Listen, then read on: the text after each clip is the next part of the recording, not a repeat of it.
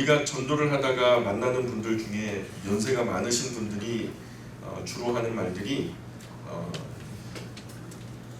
종교를 바꾸기에 내 나이가 너무 많다, 종교를 바꾸기에 너무 늙었다, 이렇게 얘기하시는 분들이 있죠. 나이 지긋한 분들이 내 나이에 무슨 종교를 바꾸기에 너무 늙지 않았냐, 이 나이에 무슨 뭐 새로운 종교를 믿겠냐, 믿던 걸 계속 믿어야지, 이렇게 대답을 하시는 경우들이 있지요.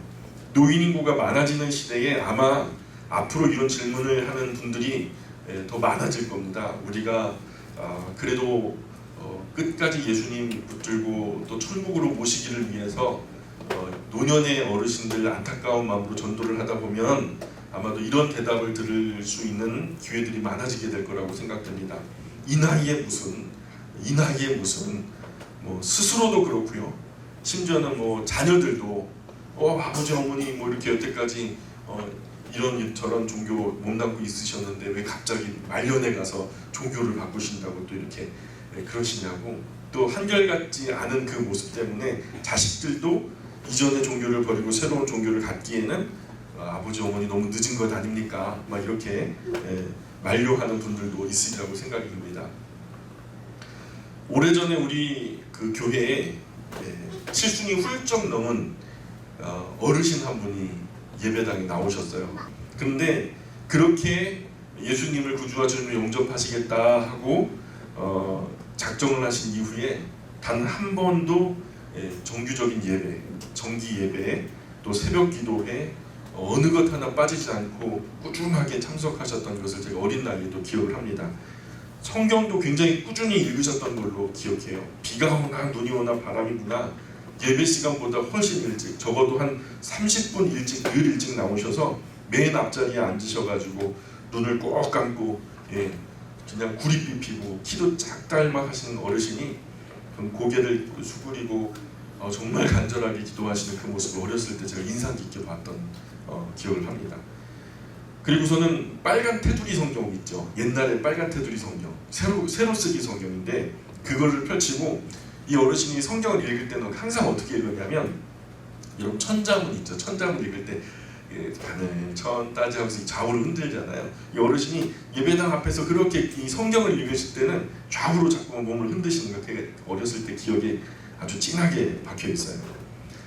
그 어른은 예배 때마다 감격하셨어요. 늘 아멘 아멘 하셨죠. 아멘 아멘 그렇게 화답하셨고 그런 모습을 기억합니다. 사람들이 옳은 길을 찾지 못해서 문제가 되지요. 옳은 길을 찾았다면 꾸준하게 우직하게 그 길을 걸어가야 되지 않겠어요? 우리가 길을 찾지 못해서 그렇지 이 길이 옳은 길이다 싶으면요, 그 길로 우리가 최선을 다해서 기쁨으로 우직하게 나아가야 될 줄 알아요. 그렇게 어르신이 수년을 신앙생활 하시다가 어느 겨울 밤에 우리 원로 목사님 부흥 집회 나가셨다가 오시는 그런 때인데 많이 아프셨어요. 그래서 원로 목사님 막 달려가셨고 영감의 찬송을 부르시는 가운데 조용히 하나님의 부르심을 입었던 그 어른을 제가 어린 기억에도 잊지를 못합니다. 그 어른에게 성경이 이해가 되었는지는 모르겠어요. 그런데 최소한 그 어른의 모습에 하나님이 가장 위대한 분으로 섬기고 있다라는 확신은요, 제가 어렸을 때 봤을 때에도 확실하게 느껴졌어요. 이 어르신에게는 가장 소중한 분, 가장 큰 어른, 가장 어려운 분이 하나님이시구나 라는 것이 그 모습 속에서도 확실하게 드러났다는 거죠. 애둘러 말씀드리지 않겠습니다. 지금까지 다른 종교를 신봉하시던 연세 높으신 어르신들도 하루빨리 하나님께로 돌아오셔야 됩니다. 그래야 삽니다. 어리고 젊은 사람으로 어리고 젊은 사람들이야 앞으로도 말씀을 들을 수 있는 기회, 복음을 전해 들을 수 있는 기회가 있을 테지만 나이가 지긋한 어른들은 이제 기회가 얼마 남지 않았어요. 어쩌면 오늘 제가 얘기하는 이 이야기를 듣는 이 시간이 어쩌면 마지막 기회가 될지도 모른다는 생각이 들어요. 성경에 믿는 사람의 가장 모범이 되는 믿는 이의 조상이 된다라고 말하는, 그래서 모든 믿는 이들이 존경에 맞지 않는 분이 있는데 그분이 아브라함입니다. 아브라함이 몇 살에 하나님을 섬겼냐면 75세에 하나님을 비로소 믿기 시작했습니다. 그 늦은 나이에 하나님을 믿었어도 모든 믿는 사람들 중에서 가장 모범이 돼가지고 하나님은 그 믿음을 모든 후손들에게 자랑까지 하셨어요. 75세에 하나님을 믿어 훌륭한 믿음을 가지고 장수하시면서 그 뒤로도 100년 동안이나 더 사셨어요. 그래서 175세까지 아주 정정하게 사시다가 건강하게 하나님의 부르심을 받았던 분이 아브라함입니다. 그 뒤에도 이스라엘 역사 속에서 불세출의 지도자 모세라고 하는 분이 있죠. 모세는 80세가 돼서야 비로소 하나님의 이름을 알게 됐습니다. 그리고 그때부터 하나님을 믿고 신앙하게 되었죠. 모세는 하나님의 음성을 듣고 하나님께 나아왔습니다. 그 후로도 하나님과 함께 일하면서 위대한 업적을 남겼죠. 성경의 맨 처음 5권 창세기, 출애굽기, 레위기, 민수기, 신명기 5경이라고 하는데 그 이 앞에 뭐가 붙냐면 모세라는 말이 붙습니다. 모세 5경. 80세의 부름을 받은 모세의 기록이에요. 80세에도 얼마든지 신앙을 새롭게 시작할 수 있다는 거죠. 75세에도 가능하고 80세에도 가능하다. 그의 형님은 아론인데요. 이 아론은 83세, 3살 위에요. 83세에 하나님을 믿어 위대한 제사장이 가문이 됩니다. 보통 제사장도 아니고요.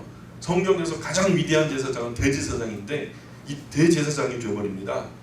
모든 믿는 사람의 모범이 되었고 또 연세 많아서 믿는 분들의 모범이 됩니다. 혹 저의 이런 이야기를 듣고 계신 어르신이 계시다면 연세가 어떻든지 건강이 어떻든지 신앙 안으로 들어오시기를 간곡하게 부탁드립니다. 아마 어르신 생각에 지금까지 믿었던 것들이 정말 허무했다, 헛됐다 이렇게 어렴풋이 느끼고 또 이렇게 생각이 되어지는 분들이 있을 거예요. 성경에 보면 미신이나 우상 숭배를 벗고 하나님께 나오면 기쁘게 받아주신다고 성경이 약속하고 있습니다. 뿐만 아니라 자녀 손까지 천대의 은혜를 베풀어 주시겠다고 성경은 약속하고 계세요. 늙고 쇠약해서 많이 늦었다고 생각하시지만 이 말씀을 듣는 어르신 자신을 위한 뿐만 아니라 지금 그 연세 많은 나이에 자손을 위해서 무엇을 하겠어요? 그 많은 연세에 이제 건강도 여의치 않은데 그런 연세와 그런 건강 속에 자손들을 위해서 어떤 일을 하겠냐고. 그리고 가장 위대한 그 연세, 그 건강에 가장 위대한 일을 할 수 있는 것은 자녀 후손들까지 잘 되기를 위해서라도 또 그들에게 큰 복을 돌려주기 위해서라도 지금 바른 길로 들어서시는 것이 가장 지혜로운 선택이라고 저는 믿습니다. 나아가서 참된 복으로 들어서시는 복된 길이죠. 이렇게 그 가문에서 어르신이 바른 길로 들어서서 하나님을 믿는 신앙을 유지하신다면 그 뒤따르는 많은 자손들이 그 뒤를 따르게 될 것이고 그게 만대 이르로 복이 되는 것이죠. 젊은 분 중에는 집안의 어른들이 결연한 의지 때문에 교회에 나갈 수 없다고 말씀하시는 분도 있어요. 워낙 우리가 자손 대대로 조상 대대로 우리가 한 종교를 표방해 왔기 때문에 내가 그런 신앙에 대한 그런 가르침이나 이런 것들은 잘 알지 못하지만 가문의 종교로 여겨지기 때문에 그것이 참 어려워요. 그죠? 어른들도 그것을 반대하고 그런 분위기를 깨뜨리는 것을 즐거워하지 않죠. 또 어른들은 늘 그렇지만 항상 익숙한 것을 좋아하고 큰 변화를 싫어하시는 분들이 많거든요. 가장 이상적인 모습은 집안 어른이 먼저 바른 길로 들어서셔서 집안 전체를 올바른 길로 인도하시는 것이 가장 아름답고 이상적인 모습이에요. 그러나 이 땅에 너무 많은 어른들이 교회에 대한 잘못된 편견을 갖고 계시거든요. 그래서 자신도 또 자기에게 속한 모든 집안의 자손들까지도 하나님께 나오는 길을 막아서시는 분들이 적지 않아요. 사실 이 땅에 많은 분이 교회에 나오고 싶은 마음이 너무 간절하지만 집안 어른들의 반대 때문에 집안의 전통 때문에 어려워하고 망설이는 분들을 많이 봅니다. 한마디로 정말 안타까운 일이죠. 저는 가정과 가문의 영원한 복이 여기서 갈린다고 믿습니다. 하나님이 신명기에서 복과 저주가 너희 앞에 있다. 어떤 것을 선택할 건가? 라고 말씀하시는데 지금까지 다른 종교를 신봉했고 연세가 많은 분이 종교를 바꾼다는 것은 정말 대단한 결단이잖아요. 그잖아요. 일평생 70평생, 80평생, 심지어는 90평생 다른 종교를 신봉하면서 살아왔고 평생 그렇게 살아왔다면 거기서 정말 다른 종교로 전환한다는 것은 심각한 변화거든요. 그런 분이 종교를 바꾸는 일은 그야말로 일생일대 큰 결단이죠. 그런데 사실 큰 복에는요, 큰 결단이 필요합니다. 두려워지는 것도 당연한 일이에요. 변화가 크니까. 그러나 연세가 높으시니 뭐 두려워할 것도 눈치 볼 것도 없잖아요. 그렇잖아요. 인생 뭐 있어요. 몇 년 남지 않았는데 우리가 그 안에 가장 소중한 것을 선택할 수 있다면 가장 이상적인 것을 선택해야죠. 하나님 앞에 바로 선다고 하는 것이 제일 중요한 일이니까 이 시간 결단을 내리셔서 후손 대대로 복을 얻는 가정들이 되었으면 좋겠습니다. 천당이라는 말이 있잖아요. 천당. 하늘 천자 집 당자예요. 하늘에 있는 집, 하늘집이죠. 하늘에 있는 집이란 뜻도 있지만은 단순하게 하늘에 있는 집이 아니라 그 집은요 하나님이 계시는 곳이요. 이 땅에서 연세 높은 분이 다시 젊어지는 것은 불가능하죠. 연세 들어가시다가 다시 젊어지셨다 하는 분들 만나보셨어요? 없습니다. 그러나 그런 연로한 분도 영원한 생명과 복락을 누릴 수 있는 유일한 길이 있어요. 그 길이 바로 성경에서 말씀하는 그리스도 예수님을 구주와 주님으로 믿고 영접하는 길이죠. 예수님을 믿으시고 또 일생에 지었던 죄와 허물을 다 씻으시고 하나님 나라에 들어가는 길이 영생 복락을 누리는 유일한 길이에요. 한 가난한 농부가 큰 대농의 집에 가가지고 소작을 받았대요. 이 소작을 받아가지고 돌짝밭, 허름한 밭 열심히 기경해가지고 거기서라도 처자식 먹여 살리려고 열심히 밭을 일궜대요. 일구다 보니까 그 안에서 큰 보화 단지가 발견됐대요. 소작농이 가만히 그 모든 것들을 덮어놓고 집에 가가지고 집에 있는 모든 허름한 가구들, 가지의 도구들 전부 다 팔아가지고 돈을 만들었어요. 그리고 대농에게 찾아가죠. 그 돌짝밭 나에게 팔라고. 가만히 보니까 이 정도 가치가 없는 땅인데 더 많은 값을 주고서 자기에게 요청을 하던 거죠. 모른 척하고 받았어요. 그리고 그 돌짝밭을 소작농에게 넘겼죠. 누가 지혜로운 건가요? 소작농이 지혜롭다라고 성경은 선언하고 있어요. 왜냐? 그 허름한 밭에서 일평생을 먹고 살 만큼 넉넉하고 풍성한 물질들이 담겨진 보물 단지를 발견했으니까요. 100년 미만 우리 다 끝나요. 100년 미만 뭐 조금 더 넘어 사시는 분들도 있지만은 100년 전후로 사는데 그 이상 200살까지 사시는 분 있나요? 우리는 마치 단지 안에 갇혀진 사람들이에요. 작은 인생이라고요. 100수십 년 안에 다 끝나버릴 인생인데 이 짧은 인생 속에서 영생으로 이어지는 길을 찾는다면 100년 미만의 삶을 송두리째 다 부어서라도 영생의 길을 붙드는 것이 지혜로운 길이에요. 예수님이 길이요 진리요 생명이라고 말씀하셨어요. 오늘 우리가 하나님 나라에 들어가는 길이 영생 복락을 누리는 유일한 길인데 바로 그 길이 바로 예수님이시라는 거죠.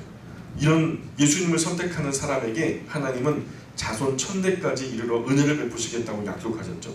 정확하게 천대를 말씀하는 게 아니라 영원토록 그 복을 약속하시는 거죠. 정확하게는 하나님을 사랑하고 그 계명과 윤리를 다 지켜서 성경 말씀 읽고 그것을 믿고 그대로 순종하면 자녀 손 천대까지 은혜를 베푸신다고 하나님께서 약속하셨어요. 그렇게 남은 삶을 살아가기 위해서는 정말로 과감한 결단이 필요하다는 거죠. 옛날에 공자님이라는 분이 하나님을 잘 몰랐어요. 그런데도 이런 말을 남겼어요. 순천자는 흥하고 역천자는 망한다. 하늘의 뜻에 순종하면 흥하게 되고 하늘의 뜻에 역행하면 망하게 된다는 거죠. 높으신 연세지만 과감한 결단을 내리셔서 우리 후손들 자녀들이 잘 되는 것이 복이 아니겠습니까? 우리가 애써 기른 귀하고 예쁜 자녀 손들 복을 얻지 못한다면 그것이 우리 조상의 허물이 되지 않겠어요? 우리 자신을 위해서라도 하나님께 돌아와야 됩니다. 또 오고 오는 다음 세대, 또 우리 자녀와 자손, 또 우리 민족과 나라 운명을 그 운명과 미래를 위해서라도 어른들의 바르고 용기 있는 결단이 필요해요. 이미 믿음이 시작된 어른들을 향해서 우리 자손들은 자랑스럽게 여길 겁니다.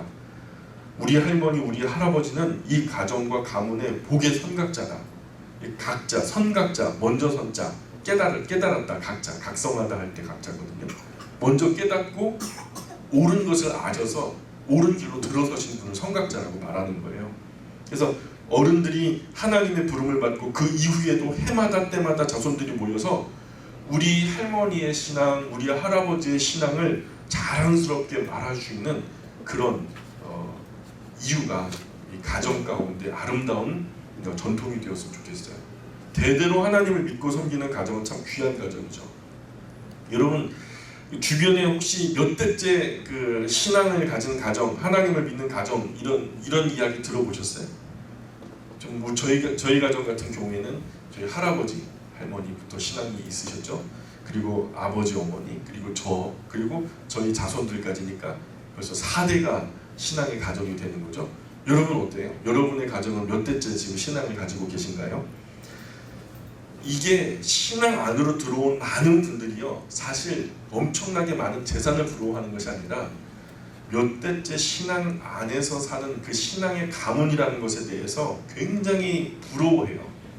또 이러한 영적인 가치를 깨달은 분은요, 자기가 신앙의 몇 대 손이라는 것, 적어도 내가 이 가정 가문 안에 몇 대째 신앙의 가문이야 라는 것이 자랑스러워지는 부분이거든요.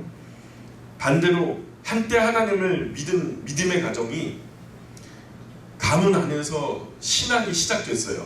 그런데 안타깝게도 지금은 자손들이 다 어머니 아버지 때는 정말로 열심히 신앙을 가졌었는데 지금은 신앙의 길을 다 떠나서 자손들이 그 누구도 예배당에 나오지 않고 신앙을 잃어버린 가정과 가문도 얼마든지 있어요. 일찍 하나님의 뜻을 깨닫고 알게 된 사람을 깨달을 각자에 갖고 선각자라고 하잖아요. 그렇게 하나님의 뜻을 알게 되어서 자기가 선고 사방팔방으로 그 뜻과 도를 전하는 사람이 바로 이 선지자, 선교사 또는 전도자 이렇게 말하는 거죠. 그러니 우리 교회가 아까도 초두에 말씀드렸습니다만 우리 교회가 참 작잖아요, 그죠? 작지만 근데 작지 않은 것 같아요. 우리 아버지들이 직장에 나가셔서 벌써 앉아 계신 우리 집사님만 해도 24개 업체를 갖다 관장하시는 대장님이시거든요. 많은 장애우들을 갖다가 복되게 하는 영향력의 중심에 서 계시거든요. 그죠? 그리고 어떤 분은 직장에서 리더를 하시고 있고요. 어떤 분은 또 다른 곳에서 또 사방팔방으로 영향력을 미치고 있다고요. 제가 어제 저녁에 그거 계산했다니까요. 대략 한 2,000명의 사람들과 연접해 있다는 거예요. 직접적인 영향을 주고받는 관계 속에 있다는 거죠. 거룩한 영향력을 줄 수도 있고 세상에 추접한 영향력을 우리가 역으로 받을 수도 있는데 원하기는 그러한 맞닿아 있는 세상과 맞닿아 있는 그런 부분들을 통해서 우리가 거룩한 영향력을 사방팔방으로 펼치는 그런 교회가 되었으면 좋겠다는 거죠. 지금 교회 안에서는 작아도 괜찮아요. 교회 안에서는 작아도 괜찮아요. 근데 교회 바깥에 나가시면요, 10부장, 50부장, 100부장, 1000부장, 천만인의 두령들이 우리 영광교회 안에 있었으면 좋겠어요. 교회에서는 나의 자금을 자랑하고 세상에서는 나의 큼을 자랑하는 것이 아니라 사람들이 나를 크다 일컬어주는 그런 거룩한 영향력의 중심에 우리 아버지, 어머니들, 우리 자녀들이 다 거룩하게 세워졌으면 좀 좋겠습니다. 어쩌면 늦었다고 생각할 지금이 가장 이른 때일 수 있어요. 지금 깨닫고 하나님께 나오시면 그 가정과 가문의 선각자가 될 거죠. 만약 끝까지 체면이나 고집으로 일관하시면서 뭐 전통이네 뭐 이런 후손 대대로 진정한 소망에서 멀어진 허무한 삶을 살게 될 거예요. 그렇게 살다가 죽어서 죽음 이후에조차 하나님 계시는 곳에 이르지 못하고 캄캄한 흑암 가운데 들어서게 되어서 정말 영원히 씻을 수 없는 후회를 하게 될지도 모릅니다. 예수님 말씀에요, 마가복음 9장에 보면은 거기는 구더기도 죽지 않고 불도 꺼지지 아니하느니라, 사람마다 불러서 소금치듯함을 받으리라. 끔찍한 곳이라는 거죠. 고통이 끝나는 것이 아니에요. 고통을 주는 불도 꺼지지 않고요, 심지어 작은 미물인 구더기조차도 죽지 않는, 그러니 영원히 고통을 받는 곳이 바로 하나님을 영접하지 않은 그 삶의 자리 끝에 찾아오는 자소라는 거죠. 가만히 눈을 감고 생각만 해도 끔찍한 광경이죠. 예수님은 또 이런 삶에 대해서 아주 쉽게 이해되도록 예화를 하나 들어주셨는데요. 누가복음 16장에 보면 이런 말씀이 나와요. 누가복음 16장 19절부터 보시면 이런 말씀이 나옵니다. 잘 들어보세요. 한 부자가 있어 자색옷과 고운 베옷을 입고 날마다 호화롭게 즐기더라. 그런데 나사로라 이름하는 한 거지가 헌데투성이로 그의 대문 앞에 버려진 채 그 부자의 상에서 떨어지는 것으로 배불리려 하매 심지어 개들이 와서 그 헌데를 핥더라. 이에 그 거지가 죽어 천사들에게 받들려 아브라함의 품에 들어가고 부자도 주고 장사되매 그가 음부에서 고통 중에 눈을 들어 멀리 아브라함과 그의 품에 있는 나사로를 보고 불러 이르되 아버지 아브라함이여 나를 긍휼히 여기사 나사로를 보내어 그 손가락 끝에 물을 찍어 내 혀를 서늘하게 하소서. 내가 이 불꽃 가운데 괴로워하나이다. 아브라함이 이르되 예 너는 살았을 때 좋은 것을 받았고 나사로는 고난을 받았으니 이것을 기억하라. 이제 그는 여기서 위로를 받고 너는 괴로움을 받느니라. 그뿐 아니라 너희와 우리 사이에 큰 구렁텅이가 놓여 있어 여기서 너희에게로 건너가고자 하되 갈 수 없고 거기서 우리에게 건너올 수도 없게 하였느니라. 그러면 이르되 그러면 아버지여 구하노니 나사로를 내 아버지 집에 보내소서. 내 형제 5이 있으니 그들에게 증언하여 그들로 이 고통받는 곳에 오지 않게 하소서. 아브라함이 이르되 그들에게 모세와 선지자들이 있으니 그들에게 들을지니라. 오늘날로 말하면 모세와 선지자들이라는 말은 뭐냐면 모세와 선지자들이 살아있다는 말이 아니라 모세가 쓴 글, 선지자들이 쓴 글, 다시 말해서 성경이 있다는 거죠. 오늘로 말하자면 많은 목회자와 전도자들 또한 성경이 있으니 그들을 통해서 듣게 될 것이다 이렇게 말씀하시는 거죠. 30절에 보면 이르되 그렇지 아니하니이다. 아버지 아브라함이여 만일 죽은 자에게서 그들에게 가는 자가 있으면 회개하리이다. 죽은 사람이 벌떡 일어나가지고 죽었다가 다시 살아난 사람이 야 천국이 있어 지옥이 있어 이렇게 얘기하면 듣고 회개하게 될 거라는 얘기를 하는 거예요. 그런데 31절에 보니까 이르되 모세와 천사들에게 듣지 아니한다면 비록 죽은 자 가운데서 살아나는 자가 있을지라도 권함을 받지 아니하리라 하였다 하시니라. 죽었다가 다시 살아난 사람이 천국이 있어 지옥이 있어라고 말해도 하나님의 말씀이 성경으로 얘기하는 그 얘기를 듣지 않는 사람은 결국 죽었다가 다시 살아난 사람이 얘기해도 듣지 않을 거라는 거죠. 인격적으로 이 땅 위에 지금 활동하는 전도자들과 목사님들 교회의 이야기를 듣지 않는다면 죽은 사람이 살아 돌아와서 전한다 해도 아무것도 듣지 않을 거라는 얘기예요. 부자에게 전도했던 사람이 있었는지는 모르겠어요. 그러나 그런 사람에게 전도했다 해도 쉽게 받아들이거나 믿지 않았을 거라는 거죠. 그는 살아있을 때 부족한 것이 없다라고 생각했어요. 그런 사람에게 천국과 지옥이 있다라고 이야기해도 무관심했겠죠. 결국은 지옥에 이르러서야 지옥이 있구나, 음부가 있구나 라는 것을 깨닫게 됐다라는 거죠. 죽어서 지옥과 천국을 깨달을 것이 아니라 살아있을 때 전도자의 하는 말을 잘 들으시고 미리 알고 깨닫고 돌아와서 회개하고 하나님의 자녀가 되는 분이 성각자예요. 지옥에 이르러서 비로소 천국과 지옥이 있구나 라는 것을 깨닫게 되는 것은 정말로 안타까운 일이죠. 정말 영원한 후회가 될 일이죠. 오늘 이 말씀을 듣는 모든 분은 이 말씀 깊이 마음에 새기시고 깨닫고 돌아와 하나님 앞에 함께 서시기를 간절히 부탁드립니다. 우리 함께 기도할까요? 우리가 하나님을 섬기기에 좀 우리가 너무 늦었다라고 우울한 생각을 할 때가 많습니다. 내 나이 이만큼이나 되어서 내가 어떤 봉사를 하겠다고, 내 나이 이만큼이나 되어서 내가 어떤 그 전도를 하겠다고 이렇게 우리가 절망적인 생각, 우울한 생각을 할 때가 많은데 아브라함은 75세에 쓰임 받았어요. 모세는 80세부터 쓰임 받았고요. 정말 잔혹하게 소문난 사람들이 모여 사는 헤브론이라는 땅을요, 정말 86세 갈렙이 그 땅을 내게 주소서, 주께서 나와 함께 하시면 내가 그 땅을 취할 수 있습니다라고 말했거든요. 나이가 우리에게 문제가 되지 않았으면 좋겠어요. 영원으로 가는 그 길목에 100년 미만의 삶이 무슨 큰 의미가 있겠습니까? 지금 우리에게 주어진 선한 일, 복된 일을 나이 개념치 말고 정말 충성되게 감당할 수 있기를 위해서 우리가 함께 기도했으면 좋겠습니다. 나아가서 우리와 맞닿아 있는, 우리가 영향력을 줄 수 있는 사람들, 그건 우리의 목회예요.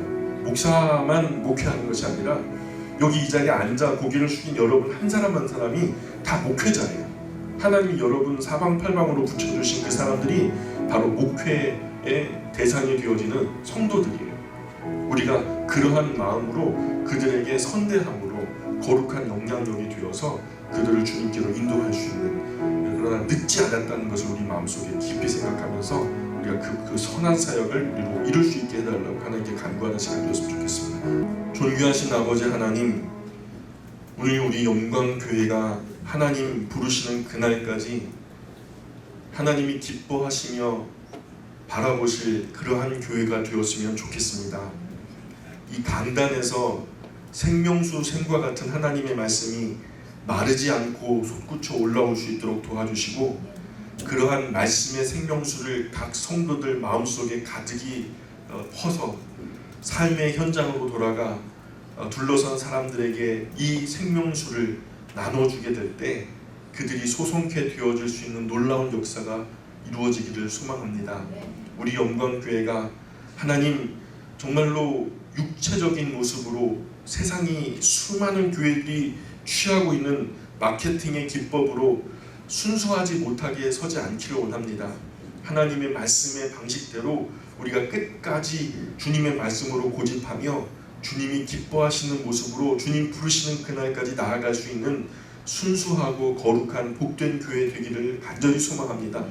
우리를 붙들어 주시고 또한 인도하여 주옵소서.